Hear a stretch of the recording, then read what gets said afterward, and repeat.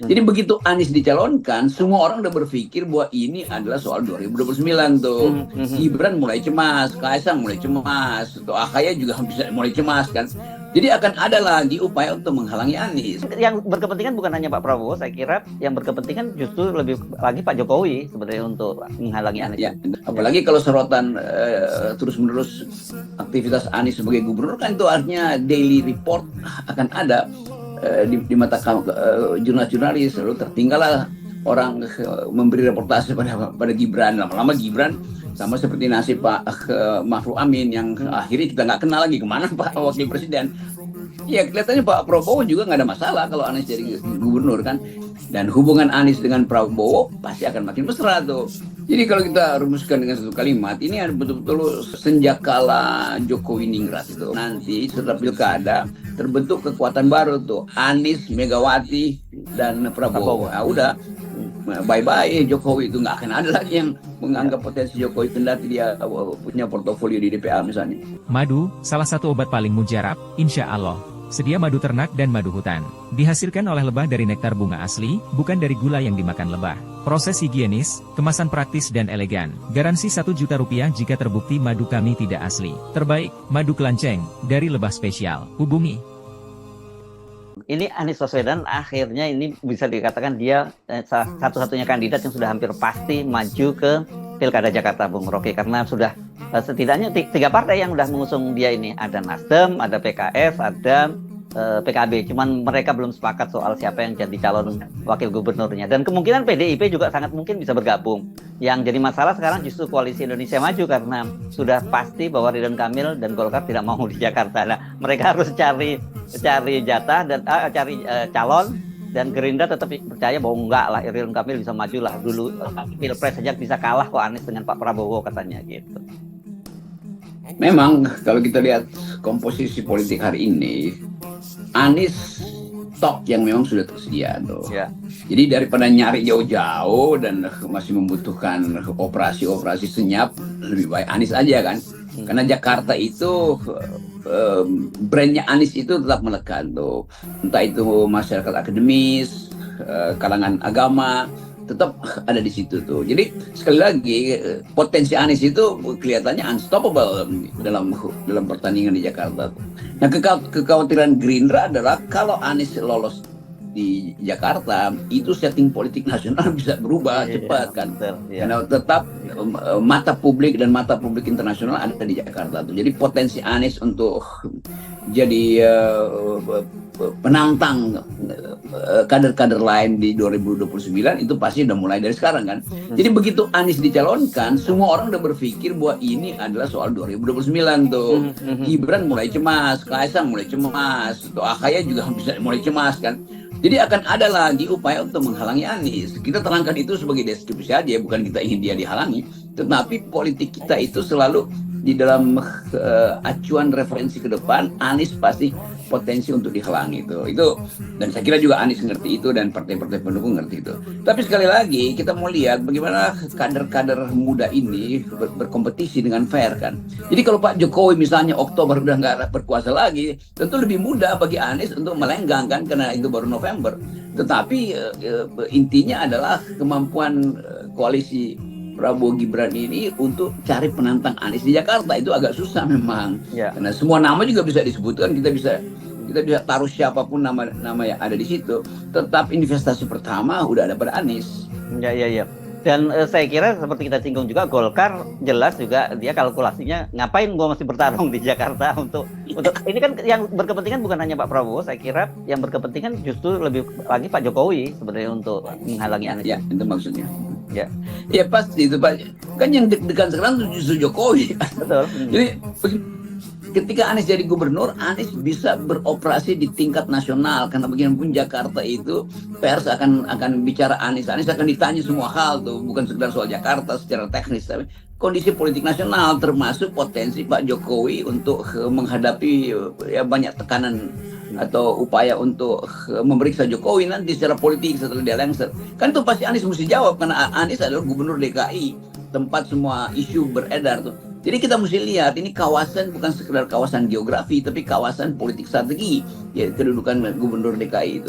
Nah itu yang saya kira mengkhawatirkan Jokowi itu, karena Jokowi mungkin mau pulang ke Solo, tapi politik masih bergejolak, lalu isu-isu tentang memeriksa kembali Jokowi untuk hal-hal yang pernah dia lakukan, itu juga akan ditanyakan pada Anies, karena orang anggap Anies adalah potensial untuk jadi leader di 2009, kan itu intinya.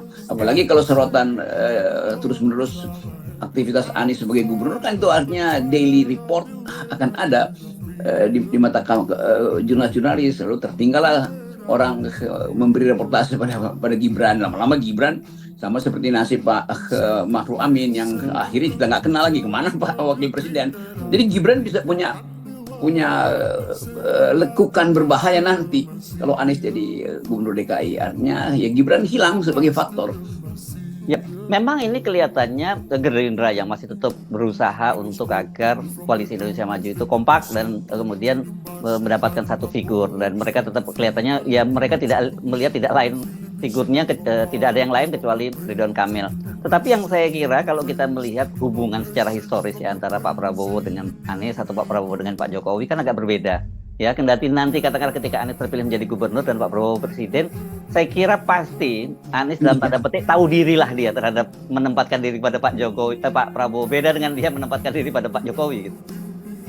Ya kelihatannya Pak Prabowo juga nggak ada masalah kalau Anies jadi gubernur kan. Kan tetap Prabowo itu jauh lebih senior dan kematangan strateginya ada pada Prabowo tuh.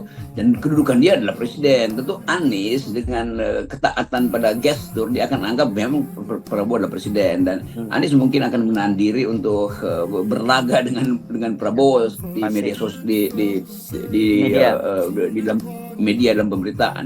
Tapi pada saat yang sama Jokowi fading away kan. Jadi tetap yang akan muncul itu adalah Anies dan Prabowo yang akan jadi sorotan publik, kan bukan Jokowi. Nah, Jokowi berupaya untuk dapat sorotan melalui DPA, tapi justru sorotan negatif yang akan diberikan pada Jokowi. Kenapa? Karena orang masih akan bongkar-bongkar jejak kejahatan Jokowi. Sampai sekarang aja Pak Harto masih orang persoalin. Padahal Pak Harto udah lama almarhum dan Pak Harto merasa bahwa dia udah bertanggung jawab, dia udah lengser ke Prabon segala macam, tapi orang tetap mengulik-ngulik itu. Apalagi Jokowi yang setiap hari bahkan bakal ada di layar publik karena dia ketua DPA.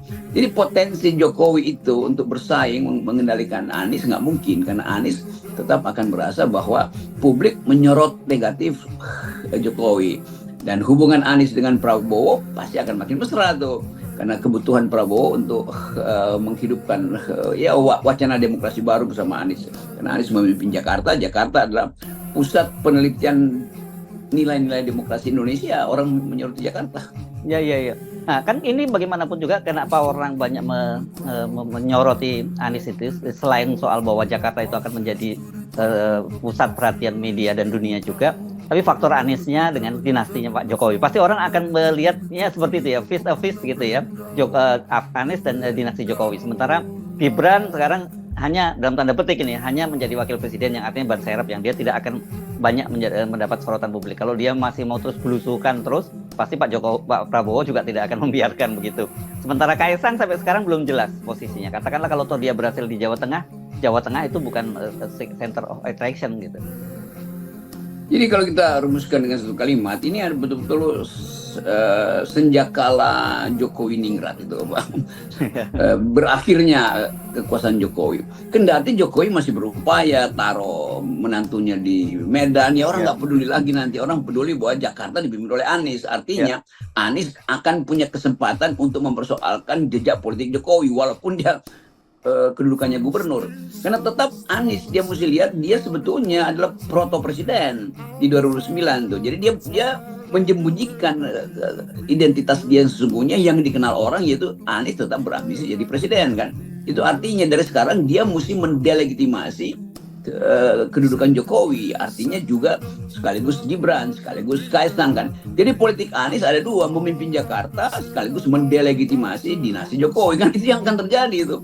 Apapun itu yang jadi rumus terakhir Anies tuh, delegitimasi Jokowi sekaligus memperlihatkan sukses di Jakarta tuh. Itu modal untuk pergi ke 2009. Ya, karena ya kita membayangkan kalau Anies memang dengan dinasti Jokowi memang nggak apple to apple gitu ya, Bung Rocky. Tapi kalau dengan Pak Prabowo, saya kira mereka bisa berdebat. Artinya dalam misalnya pendekatan pembangunan itu misalnya berdasarkan memang referensi yang cukup kuat karena masing-masing memang penggemar buku.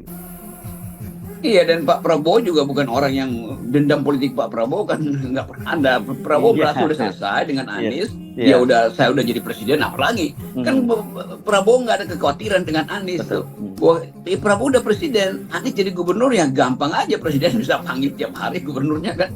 Dan relasi psikologi itu yang juga akan mengganggu Jokowi. Jadi Jokowi akan iri sebetulnya bahwa kok Prabowo lebih dekat dengan Anies akhirnya kan. Ya memang begitu kimianya tuh. Lain dengan Jokowi, mestinya Jokowi berbaik-baikan dengan Megawati, baru dia dapat energi baru tuh. Ini konyolnya Jokowi tetap menganggap Megawati itu harus dihukum. Itu artinya dia ingin supaya cuma dia yang bisa mengatur Megawati, padahal Megawati punya kekuatan luar biasa. Nah, bayangkan misalnya dalam komposisi November nanti setelah pilkada terbentuk kekuatan baru tuh, Anies, Megawati, dan Prabowo. Nah, udah bye-bye Jokowi, itu nggak akan ada lagi yang menganggap potensi Jokowi kendati dia punya portofolio di DPA misalnya.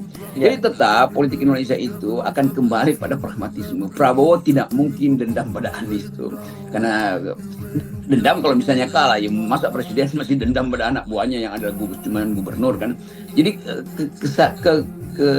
sebetulnya kesatriaan Prabowo bisa dibuktikan bahwa dia akan menerima Anies itu. Demikian juga Anies akan berterima kasih karena nggak diganggu untuk jadi gubernur DKI kan. Karena nggak ada gunanya Gerindra mengganggu Anies. Kalau mengganggu Anies, tetap Anies akan diucapkan terus oleh publik yang mengeluh-elukan dia.